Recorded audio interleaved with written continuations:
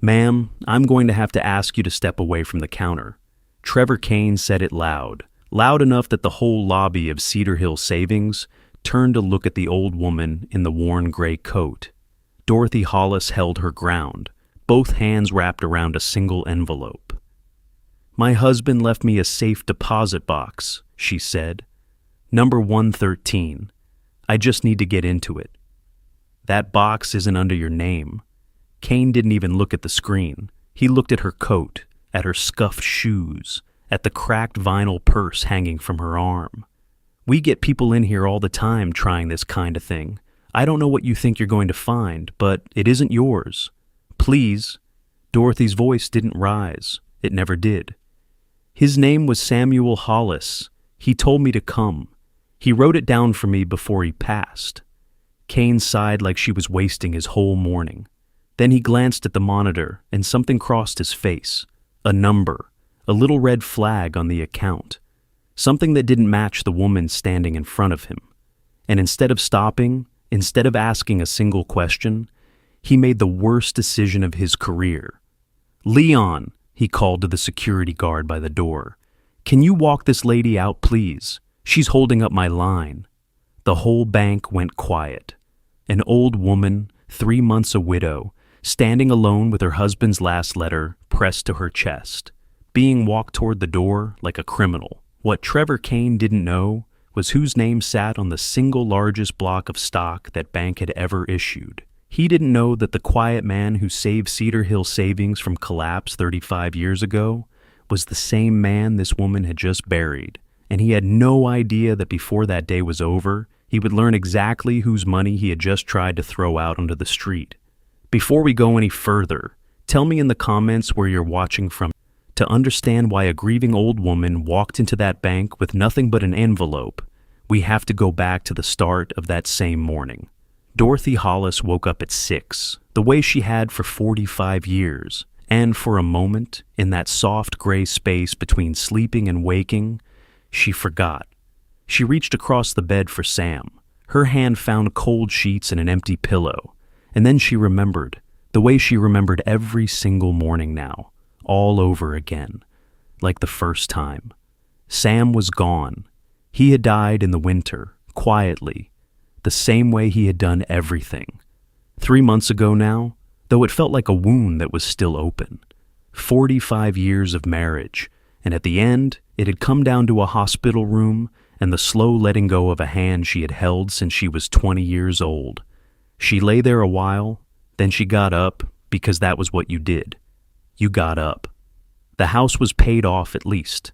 Sam had seen to that years ago, one of the few things she knew about the careful, invisible work he did with their money. But the months of his illness had emptied everything else. The medical bills had come like a tide and pulled out every dollar in their checking account. And then some. Dorothy was 66 years old, living on a small pension and a smaller Social Security check. And for the first time in her adult life, she was afraid of the mailbox. But that wasn't why she was going to the bank today. Today was different. Today was the 9th of the month. It would have been their 46th wedding anniversary. On the kitchen table, where it had sat since the funeral, was an envelope. Sam's handwriting on the front, shaky near the end, but still his. The lawyer had given it to her with the rest of his things, and she had read it so many times the fold was going soft. She picked it up now and read it again, the way she did every morning, because it was the last time she would ever hear his voice. "My Dorothy," it said. "If you're reading this, then I've gone on ahead, and I'm sorry for that, because I always meant to go second. I was never any good at saying things out loud. You know that better than anybody. So I put them where they'd keep. Go to the bank, to box 113. The key is in my coat, the gray one, inside pocket. I left you everything I had, and the words I never said. Wait for our anniversary. Open it then. I'll be there with you, even if you can't see me. All my love, the way I should have said it 1,000 times. Sam."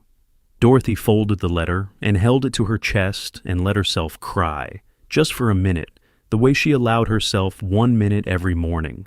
Then she wiped her face, put on her good gray coat, the warm one, found the small brass key in the inside pocket where Sam said it would be, and tucked it safe. She didn't have much.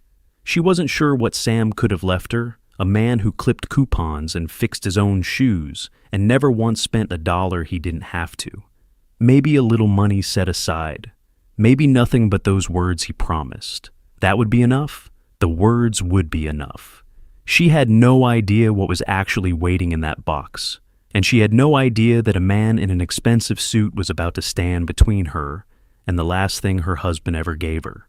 Dorothy buttoned her coat, squared her thin shoulders, and walked out into the cool morning toward Cedar Hill Savings Bank, the same bank she and Sam had used their whole married life. She did not know that the man who ran it now had never heard her husband's name, and she did not know that this was the day everyone in that town would finally learn it. The bank had changed since Dorothy was last inside it. It used to be a warm place. When she and Sam were young, the lobby had wood paneling and a coffee pot in the corner and tellers who knew your name and asked after your people. Now it was all cold gray stone and glass and chrome, the kind of place built to make a person feel small. There were no chairs anymore. There was a velvet rope to make you wait in a line, and a screen overhead that flashed advertisements for loans, and the air smelled like nothing at all. Dorothy stepped inside and felt immediately like she did not belong. She told herself that was foolish. She had banked here for 40 years, but the feeling stayed. There was a young teller at the second window, a black girl who couldn't have been more than 24, with a kind, tired face and a name tag that read NIA. She watched Dorothy come in, watched the old woman hesitate at the rope, and something in her softened. "You can come on up, ma'am," Nia called gently. "I'm open, no need to wait on that line." Dorothy came to the window, grateful, and set her cracked purse on the counter. "Thank you, baby," she said. "I need to get into a safe deposit box, my husband's. He left it to me." She slid the small brass key across the counter, and beside it, Sam's letter, like proof. Box 113. Nia picked up the key, and her fingers had just started across the keyboard when a voice cut in from behind her, smooth and cold. "I'll handle this one, Nia." And that was the first time Dorothy Hollis saw Trevor Kane, the branch manager, walking toward her window with a look on his face she had seen too many times in her life, the look of a man who had already decided who she was. Trevor Kane was 42 years old and in a hurry to be somewhere better. He had been running this branch for 8 months, and in that time, he had cut 2 long-time tellers, tightened every policy he could find, and decorated his office with a framed quote about winners and losers. He believed deep down that you could read a person's whole worth off their shoes, and Dorothy Hollis's shoes told him everything he thought he needed to know. "There's been some confusion," Kane said, stepping in front of Nia, putting his body between the old woman and the helpful young teller. "Safe deposit boxes are tied to the account holder. You're telling me this box belonged to your husband?" "It does belong to my husband," Dorothy said. "Samuel Hollis, and he left it to me. It's all in his letter, right there, and I have the key." "Anybody can have a key, ma'am." Kane picked up Sam's letter by one corner, the way you'd pick up something dirty, glanced at it for half a second, and set it back down. "And a handwritten note isn't a legal document. For all I know, you found this key in a drawer." He gave a small, patient smile that was worse than shouting. "Do you have a court order, letters testamentary, anything official showing you have the right to access this property?" Dorothy's hands tightened on the edge of the counter. "I'm his wife. We were married 45 years. I just buried him." "I'm sure that's true," Kane said, in a voice that made it clear he wasn't sure at all. And then he made his mistake. He turned to his screen, finally, and pulled up the box and the account attached to it, and Dorothy watched his eyes move, and then stop, and then widen, just slightly, the way a man's eyes widen when he sees a number he wasn't expecting. Because whatever Trevor Kane saw on that screen, it did not say, "little old lady with nothing." It said something else entirely, and a smarter man, a kinder man, would have stopped right there and asked himself how a woman in a worn coat was connected to a number like that. Instead, Kane decided she was a fraud. "Okay," he said, his voice changing, going hard and quiet. "Ma'am, I'm going to need you to step back from the counter." "What? Why? I haven't done anything." "This account has a high-value flag on it, and you walk in here off the street with a key and a note. No ID linking you to it, no paperwork, and a story about a dead husband." He was already reaching for the phone. "I've seen this exact play before. People read the obituaries. They find a widow's address. They try to clean out the box before anybody catches it." "I am the widow." Dorothy's voice broke for the first time, and a few people in the line looked away, embarrassed for her. "That's my husband you're talking about." "Then you'll have no problem coming back with the proper legal documents," Kane said, and then, loud, for the whole lobby, "Leon, can you escort this lady out, please? She's holding up my line." Leon Doyle was the security guard, a heavy-set black man near 60 who had worked that lobby for 11 years. He had liked Sam Hollis. He didn't know the woman's face, but he knew that coat, knew that quiet dignity, knew the particular way poor, proud people carry themselves, and everything in him did not want to do what he was being told to do. But a job is a job, and a man his age doesn't get another one easy. "Ma'am," Leon said softly, and his big hand came to rest, gentle as he could make it, on Dorothy's thin arm. "Come on now, let's just step outside." And so it happened. An old woman, 3 months a widow, on what should have been her 46th wedding anniversary, was walked across a marble lobby and out the front door of the bank she and her husband had trusted their whole lives, while strangers watched and a manager in a good suit folded his arms, satisfied. Dorothy clutched Sam's letter to her chest the whole way. She did not make a scene. She did not curse. She had been made to feel small enough times in 66 years to know that the only thing she had left in a moment like this was her dignity, and she would not let them take that too. But at the door, she stopped, and she turned, and she looked back at Trevor Kane across that cold gray room, and she said something quiet that he would remember for the rest of his life. "My Sam built more than you'll ever know," she said, "and you didn't even ask his name." Then she stepped out into the cold, and the glass door closed behind her, and Dorothy Hollis stood on the sidewalk with her husband's last words pressed to her heart and nowhere left to go. What she didn't see back inside was the young teller Nia Brooks standing frozen at her window, her hand over her mouth, tears standing in her eyes. And what nobody saw, near the back of the line, was a young man who had quietly lifted his phone halfway through and recorded every second of it. Dorothy did not remember much about getting home. She remembered the bus and the cold and the way her hands wouldn't stop shaking. She remembered standing in her own kitchen still wearing her coat, holding Sam's letter, feeling like the floor had been pulled out from under a life that had already lost its center. She had gone to that bank for one thing, the last gift her husband ever left her, the last words he would ever say.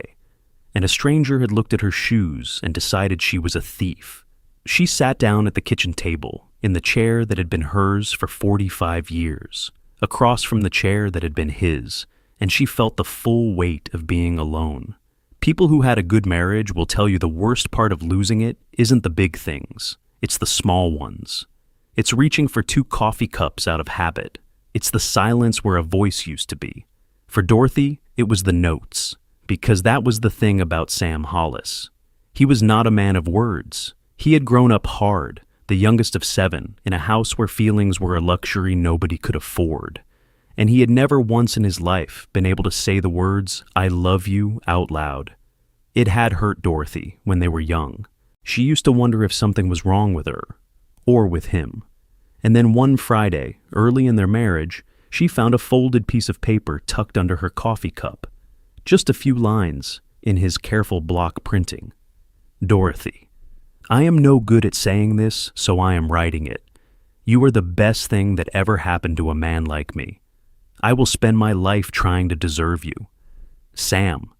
He did it again the next Friday, and the one after that. Every single Friday, for 45 years, there was a note. Some were long. Most were just a line or two. "You looked pretty today." Thank you for the soup. I am sorry I was short with you. I am working on it. 40 years. I would do all of it again twice. He never missed a Friday. Not when money was tight, not when he was sick, not even from the hospital, where the last one, written in a hand that could barely hold the pen, said only, "Still you. Always you." Dorothy had kept everyone. She didn't know it, but Sam had kept copies of everyone too. And now, sitting alone at that table, she understood with a fresh and terrible clarity what Trevor Kane had taken from her that morning. It wasn't about money. She didn't even know if there was money. It was that her husband, the man who could never say it out loud, had finally found a way to say everything and had put it somewhere safe and told her where to find it. And a man in a suit had stood in the doorway and refused to let her have it. "I'm sorry, Sam," she whispered to the empty chair. "I tried. I couldn't get to it. They wouldn't let me." To understand what Sam Hollis really left in that box, and why a bank manager's screen lit up like a fire alarm at the sight of a poor widow, you have to go back a long way. You have to go back to the very beginning. Dorothy met Sam in the autumn of 1979, at a church social she hadn't even wanted to attend. She was 19, working as a seamstress, sharp-tongued and quick to laugh. He was 24, a maintenance man at the paper mill, so shy he could barely get a sentence out. He spent the whole evening standing by the punch bowl in a borrowed jacket, and she finally walked over just to put him out of his misery. "You gonna ask me to dance," she said, "or you gonna hold up that table all night?" He turned the color of the punch. "I can't dance," he admitted. "Neither can half these people. Come on." They were married the following year, in the spring of 1980. She wore her mother's dress. He wore the only suit he owned. They had $11 between them and a one-room apartment over a hardware store. And Dorothy would tell you, right up to the end, that they were the richest two people she had ever known. They wanted children. It never came. That was a grief they carried quietly together for years, and somewhere along the way, they made a peace with it, and they poured everything they had into each other instead. Sam used to say they didn't need a house full of kids. He had Dorothy, and Dorothy had him, and that was a full life. But there was one winter, early on, that nearly took everything before it ever started, and Dorothy believed it shaped the rest of their lives. It was the mid-'80s, a few years into the marriage, when the mill cut a whole shift without warning 2 weeks before Christmas, and Sam's name was on the list. They were young, and they had nothing saved yet, and the rent was due. And for the first time, Dorothy watched real fear move into her husband's quiet face and refused to leave. They sat at the kitchen table and counted out what they had, and it wasn't enough, and Sam didn't say a word for a long time. Then he got up, put on his coat, and went out and found work. Not one job, 3. He shoveled snow before dawn, he stocked shelves at night, he fixed furnaces on the weekends for anybody who'd pay. And he did it all without one complaint until the mill called him back in the spring. Dorothy would wake at 4 in the morning and find him already gone. And there, under her coffee cup, the Friday note, even then, especially then. "Don't you be scared. I've got us. I will always have us. Go back to sleep." Sam. They didn't lose the apartment. They didn't even fall behind. Not really. Because Sam would have worked himself into the ground before he let Dorothy feel that fear for one single day. But something settled into him that winter and never left. He had looked over the edge, and he had seen how close a family like theirs always lived to falling, and he made himself a quiet promise that Dorothy didn't even know about until she read his letter 40 years later. Never again. Not as long as he was breathing. His Dorothy would never be that scared again. That was the winter that made Sam Hollis who he became. Not a man who loved money. A man who had felt the cold breath of losing everything, and decided to spend the rest of his life building a wall against it, one careful dollar at a time, so the woman he loved could sleep. But Sam carried something else, too, something Dorothy only half understood while he was alive. Sam Hollis was terrified of being poor. He had grown up watching his own father work himself to death and still lose the house, And he had decided, young, that no matter what, his Dorothy would never know that kind of fear. He couldn't give her a big life. A mill maintenance man's wages were a mill maintenance man's wages. But he could be careful. Lord, could he be careful? He fixed everything himself. He drove the same truck for 20 years. He packed his lunch every single day for 4 decades. And every payday, before he spent $1 on anything else, he put money away. Not in a sock, not under a mattress. Sam read. Quietly at the kitchen table, late at night, he taught himself about the one thing poor men are always told isn't for them. He taught himself about owning things, about stock, about patience. Dorothy thought it was just one of his quiet hobbies. She had no idea that her careful, frugal, silent husband was building something, and she had no idea that the chance to build it for real was about to come out of the worst disaster their town had ever seen. The trouble came in 1991.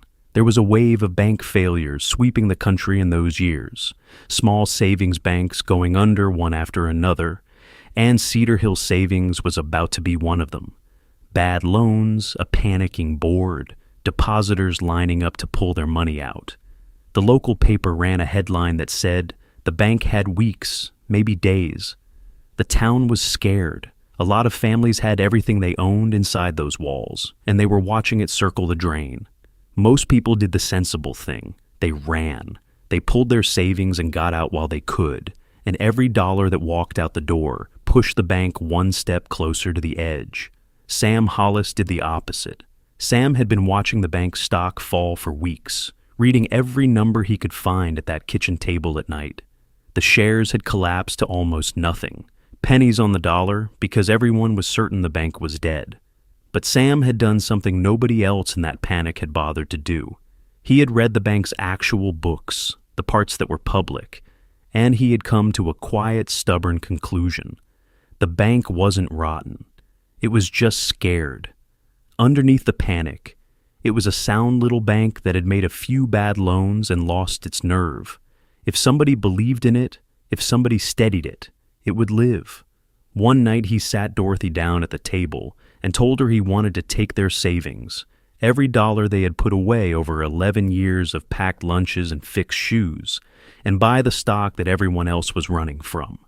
Dorothy still remembered the fear of that night. "Sam, that's everything we have," she'd said. "If you're wrong, we lose all of it." "I'm not wrong," he said. He never raised his voice, but there was a certainty in it she had rarely heard. "Dorothy, men like me don't get many chances. The whole world tells you to be scared right when you ought to be brave. I read it 3 times. The bank is good. They just need somebody to stop running." He took her hand. "I will never let you go without. You know that. But I'm asking you to trust me one time on this." And she did, because she trusted him with her life. So Sam Hollis, a mill maintenance man, walked into Cedar Hill Savings during the worst week of its history, when everyone else was pulling money out, and he bought. He bought all the failing stock their savings could afford, and then he did something stranger still. He stood in the lobby and he told other frightened depositors, neighbors, mill families, that he had read the books and the bank was going to make it, and that pulling out now was how you killed a thing that could be saved. A few of them listened to the quiet man. A few of them stayed. There was a young loan officer working at the bank in those days, 26 years old, terrified he was about to lose his first real job. His name was Howard Bennett, and Howard Bennett never forgot the sight of that calm, plainly dressed black man putting his entire life savings on the line for a bank that the whole world had given up on, and then talking the panic down one neighbor at a time. Years later, Bennett would say that Sam Hollis did more to save Cedar Hill Savings that week than the entire board of directors combined. When a thing is dying of fear, the only cure is somebody who refuses to be afraid. The bank lived. It took a few hard years, but it steadied, and then it grew, and the stock that Sam Hollis had bought for pennies in the dark days of 1991 slowly, quietly, over decades, became worth a fortune. As the bank grew, so did Sam's piece of it, until the careful mill worker who packed his own lunch every day held the single largest block of stock in Cedar Hill Savings Bank, a holding worth, by the time he died, just over $6 million. He never told anyone. He never sold a share. He never walked in to demand a seat on the board or special treatment or even a thank you. He just held it and let it grow, like a man planting a tree he knows he'll never sit under.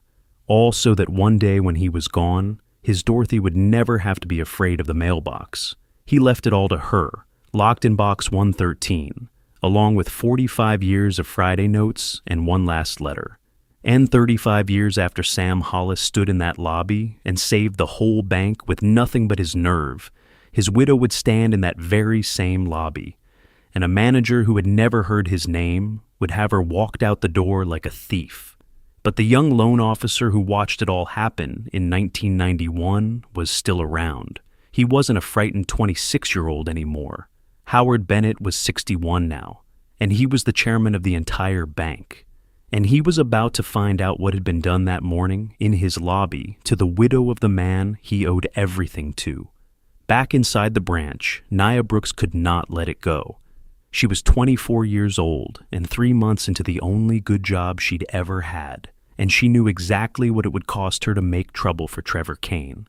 But she had watched that old woman get walked out the door, and she had seen the letter, and she had seen the man's face when he refused to even read it, and it sat in her chest like a stone. So, when the lobby cleared and Kane went back to his glass office, Nia did something that was not strictly her job. She pulled up the account attached to box 113, and she stared at her screen for a long, long time, because what she saw there did not make any sense next to the woman in the worn gray coat. The box was tied to a shareholder account, a big one, the kind of account that, when you opened it, put a quiet little note on the screen that said any inquiry should be routed to the office of the chairman. Nia had never seen that note in her life. She didn't even know it existed, and the name on the account was Samuel Hollis, with a recent date of death, and a designated beneficiary, a single name, listed clear as day. Dorothy Hollis, wife. Everything the old woman had said was true, every single word. The key was real. The letter was real. She had a legal right to that box, and more than that, she was now the heir to the largest ownership stake in the entire bank. And Trevor Kane had just had her dragged out onto the sidewalk. Nia's hands were shaking. She knew what she was supposed to do. The screen told her, route to the office of the chairman. She had never once had a reason to call upstairs. People like her didn't call the chairman, but people like her didn't usually watch the bank's biggest shareholder get thrown out like garbage either. She picked up the phone. In his glass office, Trevor Kane saw her on the line and frowned. He came out fast. "Who are you calling?" "Mr. Kane," Nia said, her voice not as steady as she wanted it. "The woman you just had removed. Her husband's account, it's flagged for the chairman's office. She's the beneficiary. She was telling the truth. She has every right to that box." Kane's jaw tightened. She had no documentation. "The account flag is the documentation. It says, I don't care what it says." His voice dropped, cold and quiet. The voice of a man who has realized he might be wrong and has decided to double down rather than admit it. "You do not go over my head. You understand me? I made a judgment call. We don't hand over high-value boxes to anybody who wanders in with a story. If you've got a problem with how I run this branch, there's the door, and there are 10 people who'd take your job tomorrow." He pointed at her phone. "Hang it up." Nia looked at him, and then she looked at the phone in her hand, where, 3 floors up, a line was already ringing in an office she had never dared to call, and she did not hang it up. 3 floors above the lobby, in a quiet corner office with a window that looked out over the town, Howard Bennett was having an ordinary morning until his assistant put her head in the door and said there was a call from the main branch floor, a teller, something about a shareholder account, and the chairman's flag, and the name on it was Hollis. Bennett set down his coffee. "Say that name again," he said. "Hollis, sir. Samuel Hollis." The teller says he passed recently and there's some kind of trouble downstairs with the widow in a safe deposit box. Howard Bennett was already on his feet. For a moment, he just stood there, a 61-year-old man holding the edge of his desk, and 35 years fell away all at once. He was 26 again, a terrified kid in a dying bank, watching a quiet mill worker in a cheap coat do the bravest thing he had ever seen a person do with money. He had built his entire career, his entire life, on a bank that should have been dead, that was only alive because one man refused to run when everyone else did. Bennett had tried, over the years, to thank him. He'd offered Sam a seat on the board, twice. Sam had turned it down, both times, polite and immovable. "I didn't do it for a chair, Mr. Bennett," he'd said. "I did it for my wife. You just keep the bank honest. That's thanks enough." And now they were telling him Sam Hollis was dead, and that his widow, the wife that quiet man had spent 45 years and $6 million making sure would never be afraid again, was somewhere downstairs in trouble. "Where is she?" Bennett said. "Where is Mrs. Hollis right now?" His assistant hesitated. "Sir, I think from what the teller said, I think she may have already been, asked to leave the building." The room went very still. "Asked to leave," Bennett repeated. "Escorted, sir, by security."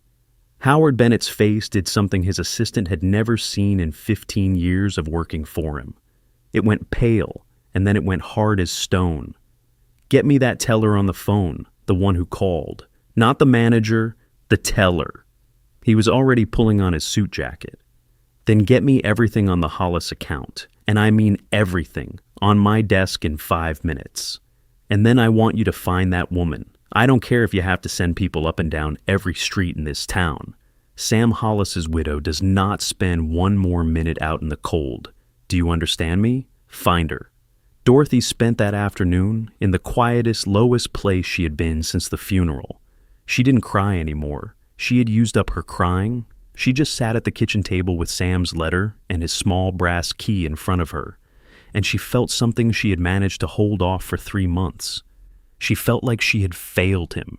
He had done everything right. He had thought of everything. He had loved her so carefully for so long, and at the very end, he had handed her one simple task: go to the bank, open the box, and she hadn't even been able to do that. They had looked at her and decided she was nobody. That was the part that cut deepest, not the money. The being decided about. 66 years of being looked at and sorted and dismissed, and she had thought, foolishly, that grief might at least buy her a little gentleness. It hadn't. "Maybe I'll go back tomorrow," she said to the empty chair, though she wasn't sure she had it in her. "Maybe I'll find some lawyer. Maybe." She didn't believe it. She felt very old and very tired and very alone. It was almost 4 p.m. when there was a knock at her door. Dorothy wasn't expecting anybody. For a moment she thought about not answering it, but the knock came again, soft and patient, and she got up and shuffled to the door and opened it on the chain. It was the young teller from the bank, Nia, still in her work clothes, a little out of breath, like she'd come straight there. And behind her, parked at the curb, was a long, dark car that did not belong on Dorothy's street, with a driver standing beside it. "Mrs. Hollis," Nia said, and her eyes were wet. "I am so sorry. I am so sorry about this morning. I should have done more. I should have stopped him." She swallowed. "My name's Nia. I called upstairs after you left. Ma'am, there's been a terrible mistake, and the people who run that bank, the real people, they have been turning the whole town over looking for you for the last 2 hours. Dorothy stared at her. "Looking for me? Why on earth would anybody be looking for me?" "Because of who your husband was," Nia said gently. "Mrs. Hollis, I don't think you fully know what Mr. Hollis left you. I don't think he ever told you the whole of it, but the chairman of the bank, the man at the very top, he knew your husband. He's been asking for you by name, and he is, well, ma'am, he is just beside himself about what happened to you today." She gestured back at the car. "He sent that for you. He's asking if you'd let him take you back to the bank. so he can make this right himself, with respect this time, the way it should have been the first time. Dorothy looked at the long, dark car, and the driver holding the door, and this young woman with kind, wet eyes standing on her step, and she could not make any of it fit together. "I don't understand," she said quietly. "This morning they treated me like a criminal, and now there's a car?" "This morning, one foolish man treated you like a criminal," Nia said. "He doesn't speak for that bank. And after today, I don't think he's going to be speaking for anybody." She held out her hand, the way you'd offer it to your own grandmother. "Please, Mrs. Hollis, let me take you to see what Sam left you. You've waited long enough. You shouldn't have had to wait at all." Dorothy stood in her doorway a long moment. Then she went and got her good gray coat, and Sam's letter, and the little brass key, and she let the young woman walk her out to the car. She did not know, as that car pulled away from the curb, that she was riding back toward the very lobby where she had been humiliated that morning. She did not know that the chairman of the bank was already standing in that lobby waiting for her. And she did not know that Trevor Kane, who had no idea any of this was happening, was about to look up from his desk and watch his entire world come apart. The car pulled up in front of Cedar Hill Savings just before closing, and when the driver opened the door and Dorothy stepped out, there was a man already standing on the sidewalk waiting for her. He was tall and silver-haired, in a dark suit that probably cost more than her first car, and yet there was nothing cold about him. The moment he saw her, his face crumpled with something that looked almost like grief, and he came forward and took her hand in both of his, gently, like it was something precious. "Mrs. Hollis," he said, and his voice was thick. "My name is Howard Bennett. I'm the chairman of this bank, and I owe you an apology so large I don't think I have the words for it." He held her hand and looked her right in the eyes. "What was done to you in there this morning is the worst thing that has happened in this institution in 40 years. And it was done to the one person on this earth who should have been carried in here on our shoulders." Dorothy didn't know what to say. "Sir, I just came from my husband's box." "I know you did," Bennett said, "and you're going to have it. But first, I need you to let me set something right in front of everybody who watched you get treated that way. Will you let me do that? Will you walk back in there with me on my arm as my honored guest?" And so, Dorothy Hollis walked back into the bank that had thrown her out that morning, this time on the arm of the chairman himself, and the whole branch went quiet and still. Trevor Kane came out of his glass office when he saw the commotion, straightening his tie, putting on his manager's smile, not yet understanding. "Mr. Bennett, sir, what a surprise. If I'd known you were coming, I would have—" Then he saw who was on Bennett's arm, the woman in the worn gray coat, the fraud he'd had thrown out that morning, and his smile began to die. "Sir, that woman there was a situation this morning, a security matter. I handled—" "Be quiet, Mr. Kane." Bennett didn't shout. He didn't have to. The whole lobby heard every word. "Don't you say one more thing. You've said more than enough for one lifetime today." Bennett walked Dorothy to the center of that cold marble lobby, and then he turned and spoke, and he made sure his voice carried to every teller, every customer, every soul in the building. "I want everyone in this room to hear me," he said.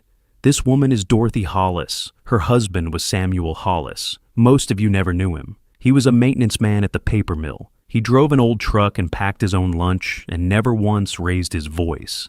And in 1991, when this bank was days away from collapse, when every so-called smart money man in this town was running for the exits, Sam Hollis walked through these doors and put every dollar he had on the line to save it. He bought the stock nobody else would touch. He stood right about where I'm standing, and he talked his frightened neighbors out of killing this bank with their panic." Bennett's voice cracked. "I was here. I was a scared young man about to lose his job, and I watched him do it. Every single person who has drawn a paycheck from this institution in the last 35 years, including me, including Mr. Kane, owes that job to the quiet man this woman married. Sam Hollis is the reason this bank exists." You could have heard a pin drop. Nia was crying openly at her window. Leon, the security guard, had taken off his cap and was holding it in both hands. And when he passed, Bennett went on, he left everything he had built to his wife, the single largest ownership stake in this entire bank. Which means that this morning, when this branch had her dragged out onto the sidewalk like a thief, you didn't just humiliate a grieving widow. He turned and looked directly at Trevor Kane. You threw out the largest shareholder of the bank you work for. You put your hands on the owner. The blood drained out of Trevor Kane's face. He opened his mouth and nothing came out. He looked at the old woman he'd dismissed for her shoes, and you could see the whole shape of what he'd done finally land on him. "Mr. Bennett," he started, I had no way of knowing. That is the entire point, son." Bennett's voice was iron. "You had no way of knowing, so you decided. You looked at an old woman's coat and you decided she was a liar, a thief, a nobody. You didn't ask her husband's name. You didn't read his letter. You didn't pick up the phone. A grieving widow stood in front of you with the truth in her hands, and you had her hauled out by security to keep your line moving?" He shook his head slowly. "We don't keep people like you. Clean out your office. You're done here, effective immediately. You can't, Kane looked around the lobby for one face on his side and found none. "Please, Mr. Bennett, this job is everything. Please." It was the same word Dorothy had said to him that morning. Please. He had ignored it then. "Yes," Bennett said quietly. "It is. Funny how that works." And he turned his back on Trevor Kane and gave the man no more of his attention than Kane had given the widow, which was to say, none at all. When it was done, Howard Bennett did not send a clerk. He walked Dorothy back to the vault himself. The safe deposit room was quiet and lined floor to ceiling with little brass doors. Bennett found number 113, and Dorothy took out the small key Sam had left in his coat pocket, and her hands shook so badly she couldn't fit it in the lock. Bennett didn't reach for it. He just waited, patient, and let her do it herself, because he understood that this was hers to do. On the third try, the key turned. They slid the long metal box out together and carried it to a private table, and Bennett stepped back toward the door. "I'll give you your privacy, Mrs. Hollis," he said softly. "Take all the time in the world. There's no line in here." "No," Dorothy said. She surprised herself. "No, please. Stay. You knew him? I'd like somebody who knew him to be here." So, Howard Bennett stood quietly by the wall, and Dorothy Hollis opened the last thing her husband ever left her. On top were the documents. She didn't fully understand all of them, the thick certificates, the official seals, but she understood enough. There was a folder of bank stock, the holding Sam had bought in 1991 and never sold, with a typed note from the bank's records clipped to it, showing what it was worth now. Dorothy saw the number and had to sit down. $6,200,000. She read it 3 times. A mill maintenance man who fixed his own shoes. $6 million for her. So she would never be afraid again. Underneath the stock was the deed to their house, marked paid in full, and beside it a smaller envelope with, "For the taxes and whatever you need, don't you worry about the mailbox anymore," in Sam's printing. He had even thought of that. Of course he had. He had thought of everything. But that was not what made Dorothy weep. At the bottom of the box, wrapped carefully in a clean dish towel she recognized from her own kitchen, was a thick bundle of paper tied with a piece of string. And when she untied it, she saw what it was, and the strength went out of her all at once. It was every Friday note, every single one, 45 years of them. He had kept a copy of all of them, all this time, and put them here, in order, the very first one on top. "Dorothy, I am no good at saying this, so I am writing it. You are the best thing that ever happened to a man like me." And resting on top of the bundle was one more envelope she had never seen, thicker than the others, with her name on it. The real letter. The one the note on the kitchen table had promised. "The words I never said." Dorothy opened it with shaking hands, and she read it out loud, slow, in that quiet vault. because she needed to hear it in the air and not just in her head. My Dorothy, if you've gotten this far, then you found your way to the box, and that means you know now what I never could find a way to tell you. I want you to understand something. The money was never the point. I didn't save all those years because I loved money. I saved because I loved you, and the only way I knew how to say it, with my hands instead of my mouth, was to make sure that no matter what happened, no matter when I had to go, you would be safe. You would never have to be scared. You would never have to depend on anybody's kindness or beg anybody for anything. That was the only thing I ever really wanted in this whole life, to stand between you and fear for as long as I lived, and then to keep standing there even after I was gone. I'm sorry I couldn't say it to your face. I tried. The words would get to my throat and just stop. But Dorothy, hear me now. I loved you from the night you walked across that church hall and made a shy fool ask you to dance. I loved you every Friday for 45 years. I love you right now, wherever I am, reading this over your shoulder. You were never just the best thing that happened to a man like me. You were the only thing. Now go live, my girl. Be brave the way I always knew you were. And don't you let anybody ever make you feel like you are anything less than the richest woman in the world. Because you are. You always were. All my love, finally out loud. Your Sam. Dorothy sat in that quiet room with 45 years of her husband's love spread out on the table in front of her, and she put her face in her hands, and she cried. But it was not the same crying as the morning. This was something else. This was a woman who had walked in that day believing she was nobody and had just been reminded by a man speaking to her from the other side of the grave exactly how loved she had always been. Across the room, Howard Bennett, chairman of the bank, 61 years old, stood quietly against the wall with tears running down his own face and said nothing, because some moments are too holy for words. There was something Dorothy didn't know about, sitting in that vault. By the time she opened box 113, the whole town already knew her name. The young man near the back of the line that morning, the one who had quietly lifted his phone, had posted what he filmed before lunch.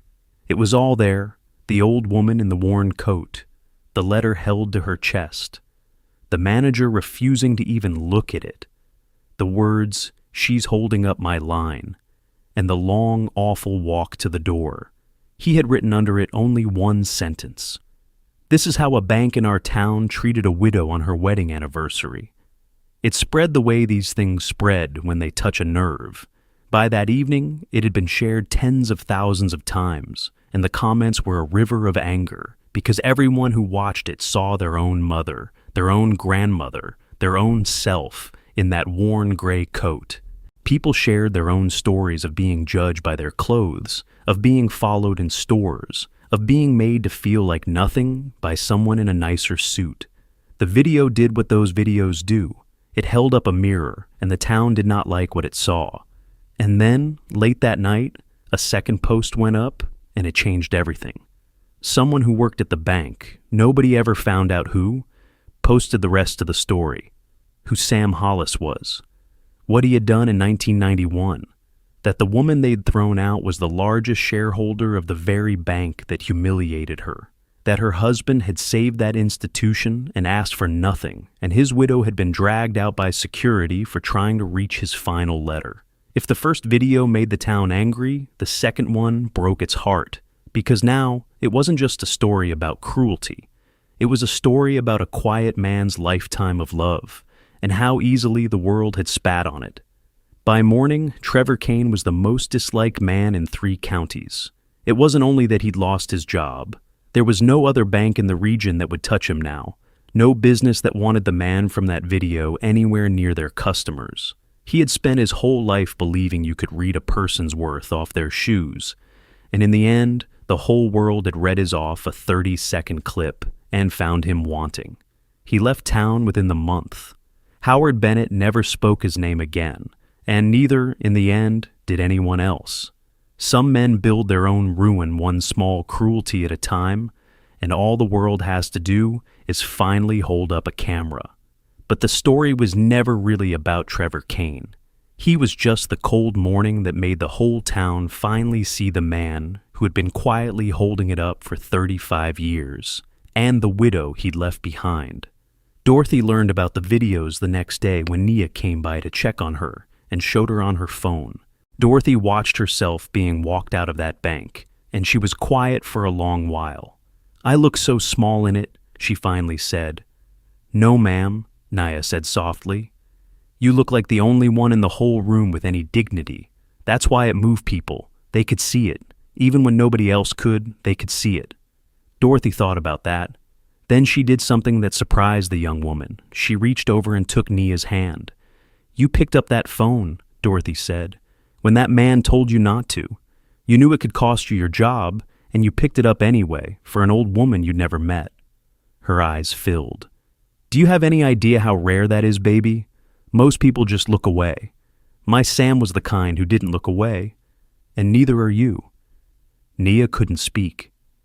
"You're not going to be a teller for long," Dorothy said, patting her hand. And there was something new in her voice now, something steadier, the voice of a woman who had just remembered she was not powerless anymore.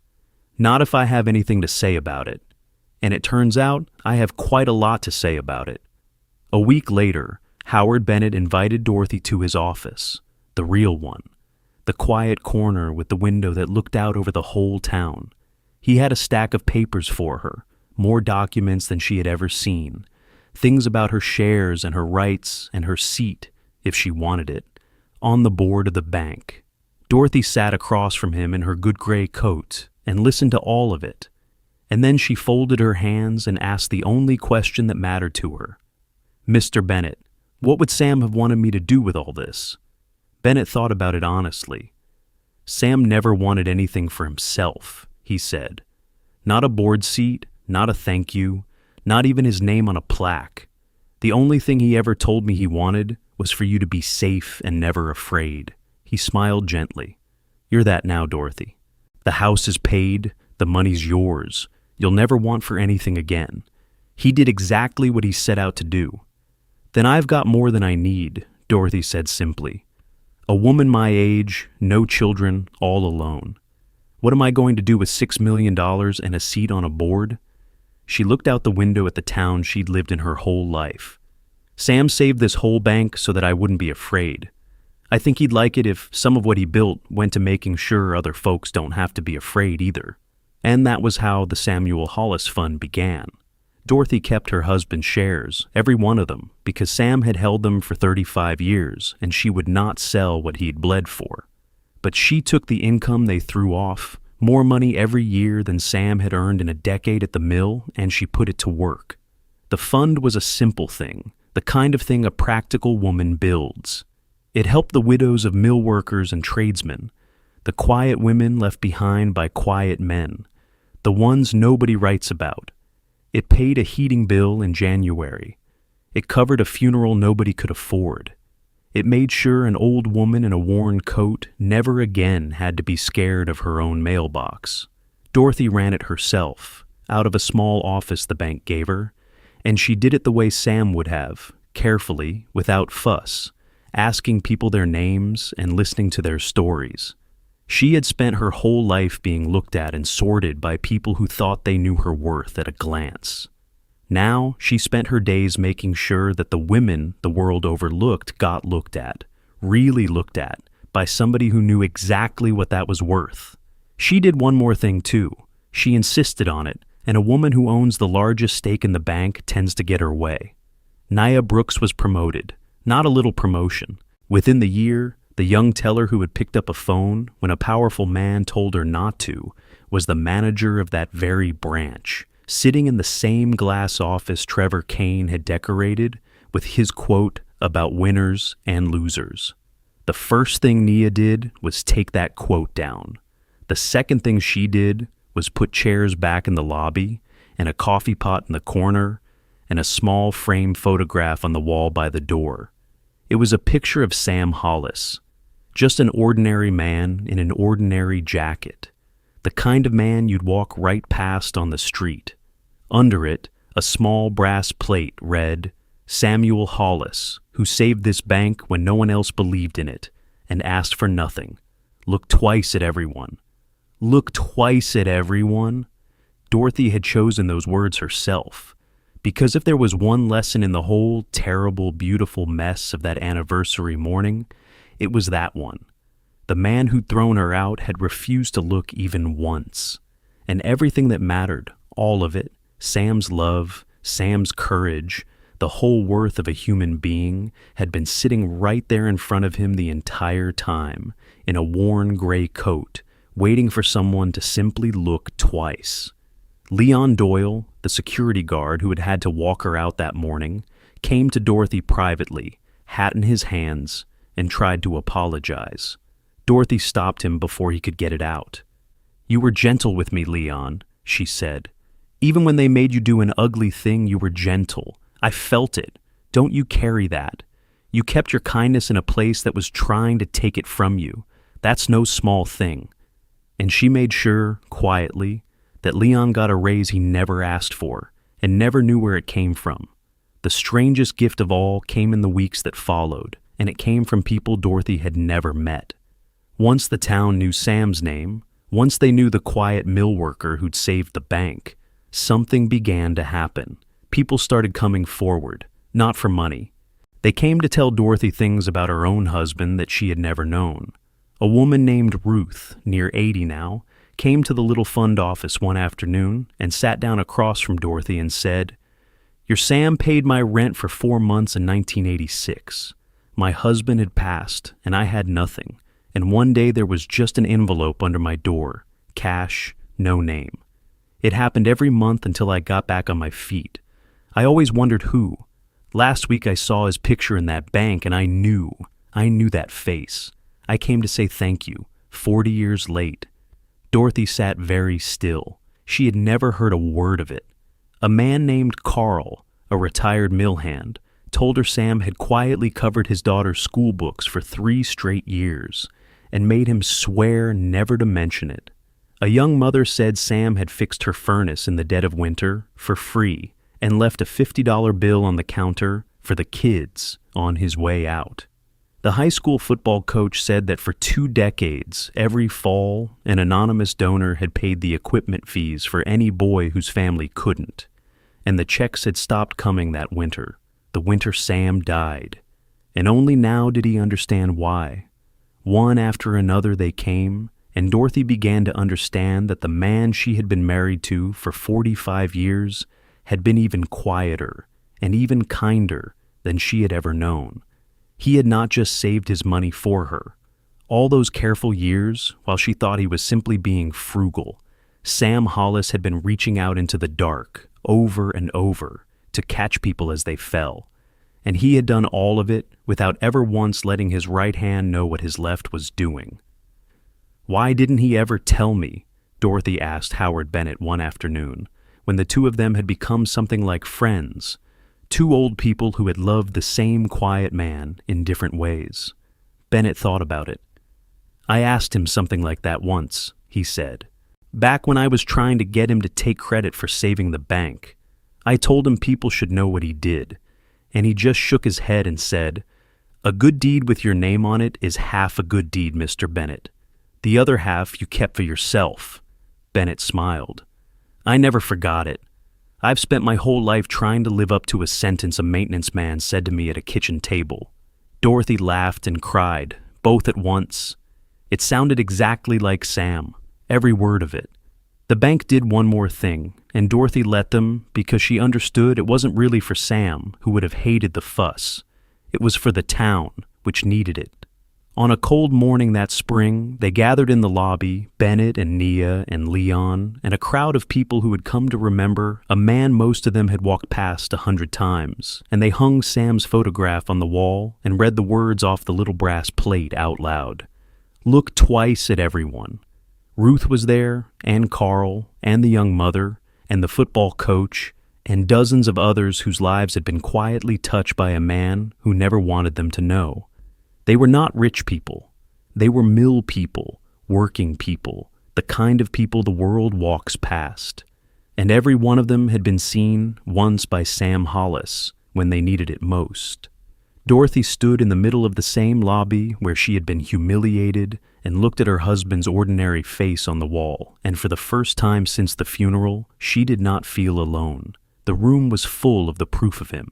He was in every person standing there. That, she realized, was what a life actually leaves behind. Not the $6 million, the 6 million small kindnesses. The people still standing because somebody quietly refused to let them fall. "You did good, Sam," she whispered, too soft for anyone but her to hear. "You did so good, and now they know. Not because you told them, because you couldn't help but show them every single day for your whole life." A year went by, the way years do. Dorothy Hollis was a different woman, and she was exactly the same woman. She still lived in the same little paid-off house. She still wore the same good gray coat, though Nia had tried more than once to buy her a new one, and Dorothy had refused every time because that coat had been walked out of a bank with her dignity intact, and she had decided it was the finest thing she owned. She still got up at 6 and reached for half a second across an empty bed. Grief doesn't end. You just learn to carry it. And some mornings it's lighter than others. But she was not afraid anymore, and she was not invisible anymore, and those two things had changed the shape of her days. She kept a ritual now. Every Friday morning, Dorothy made her coffee, sat down at the kitchen table in her chair, and took out one of Sam's notes from the bundle in order and read it. 1 a week, 45 years of Fridays, parceled out so they would last her the rest of her life. It was a way of keeping a standing date with her husband, a way of letting him keep writing to her even now. Some Fridays the note made her laugh. Some Fridays it made her cry into her coffee. But every Friday, for a few minutes, Sam was at the table with her again, saying the things he could only ever say on paper. The fun grew. Dorothy ran it out of her little office 3 days a week, and the rest of the town learned where to send the quiet women nobody else noticed. And one cold afternoon, a woman came in who stopped Dorothy's heart for a moment, because it was like looking in a mirror that showed the past. Her name was Pearl. She was 68, newly widowed, in a thin coat that wasn't warm enough for the weather, holding her purse with both hands the way you hold on to something when it's the only thing keeping you upright. She'd lost her husband to a long illness, and the bills had taken everything, and she'd come because she'd heard there was a fund, but she clearly hated having to ask, hated it with the particular shame of a proud person who has never once asked for help in her life. "I don't like to be a charity case," Pearl said, her chin up even as her voice shook. "I worked my whole life. So did my Henry. I don't know how I'm going to make it through the winter. And somebody told me you helped people, and I didn't have anywhere else to—" She stopped, embarrassed. Dorothy got up from her desk, came around it, and sat down in the chair right next to Pearl, close, and took the woman's cold hands in both of hers. "Pearl," she said gently, "let me tell you a story about a coat." And she told her. The whole thing. The anniversary morning. The manager who looked at her shoes and decided she was a thief. The long walk to the door. The way she'd gone home and sat at her own kitchen table feeling like the world had decided she was nobody. "So you listen to me," Dorothy said, holding those cold hands. "This is not charity. This is your neighbor who knows exactly what that chair you're sitting in feels like, telling you that you are not a charity case, and you never were. My husband built this so that women like you and me would never again have to be afraid of the winter. You're not taking anything. You're receiving something that was set aside for you on purpose, with love, by a man who knew what it was to be scared." She squeezed her hands. "Now, let's get that heat turned on, and let's talk about what else you need. And Pearl, you hold your chin up just like you're doing. Don't you ever let it down." Pearl cried then, the way people cry when a weight they have carried alone is suddenly shared. And Dorothy held her, one widow holding another. And somewhere in that small office, Sam Hollis's quiet, stubborn love was still reaching out into the dark, a year after he was gone, catching people as they fell. That was the thing about what Sam built. It didn't stop when he died. It didn't even stop when his money changed hands. It just kept going, person to person, kindness to kindness, the way a thing built out of real love always does. He had spent his whole life standing between the people he loved and their fear. And now, through Dorothy, he was still standing there, and he always would be. When the 9th of the month came around again, Dorothy woke up early, the way she always did. And she knew what day it was before she opened her eyes. It would have been their 47th wedding anniversary. It was also exactly 1 year since the morning a man in a good suit had her walked out of a bank for the crime of loving her husband. She put on her good gray coat, and she went to see Sam. The cemetery was quiet in the morning cold.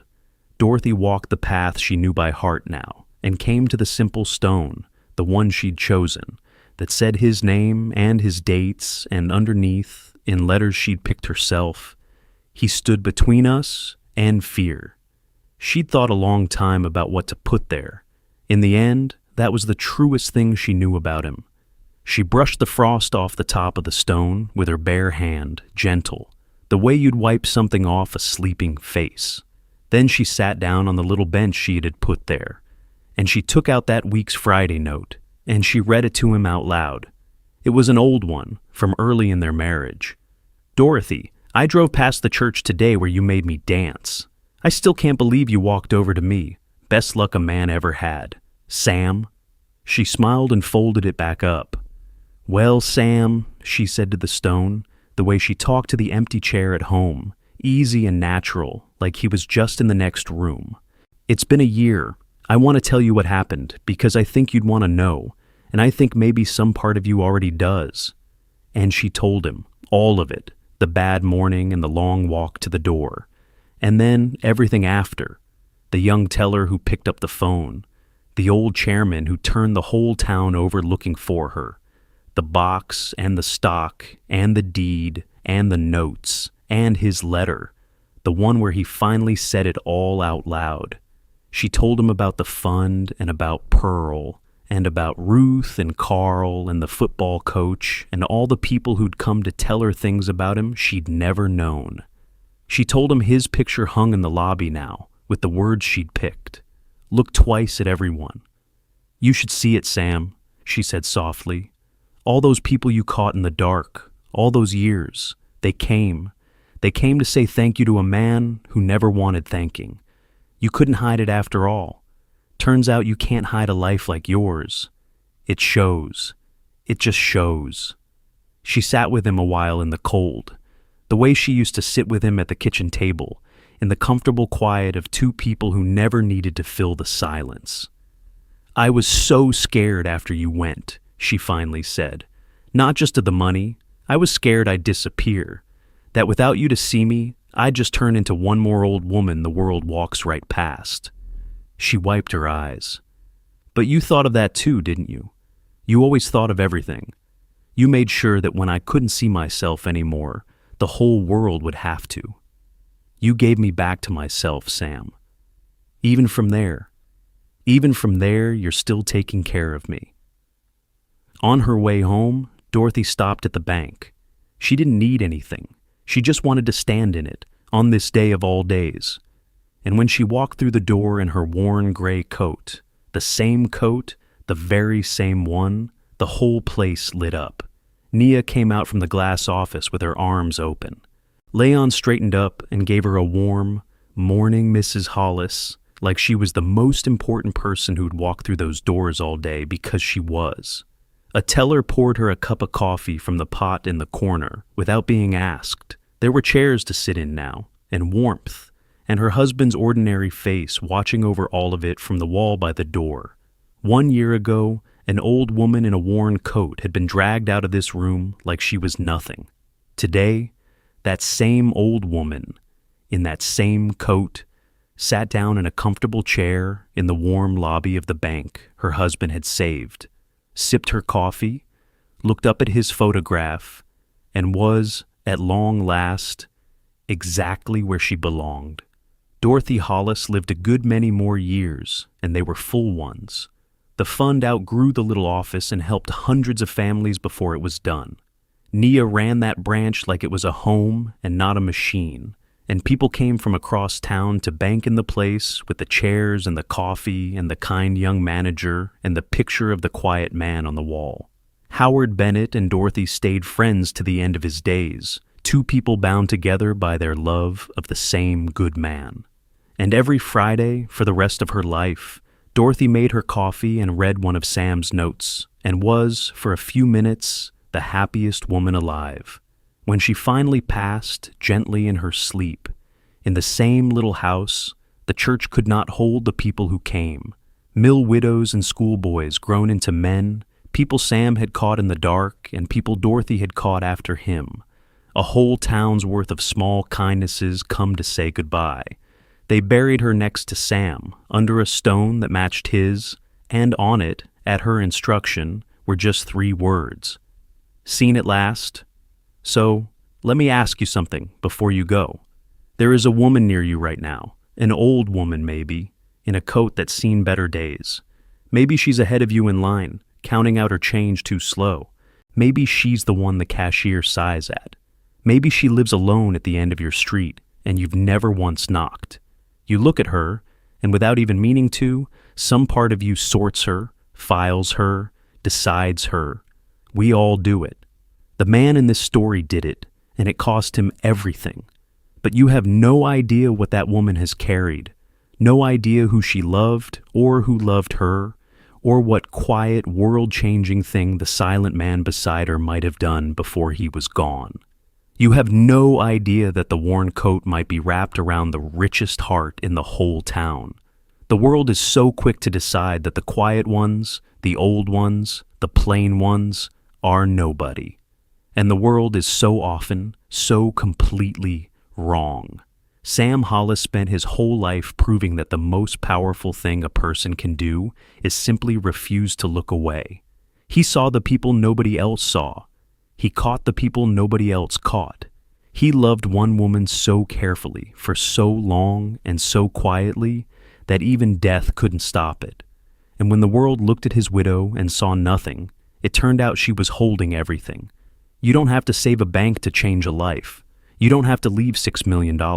Sometimes all it takes is to look twice, to ask an old woman her name, to pick up the phone when somebody powerful tells you not to pour the cup of coffee, to knock on the door.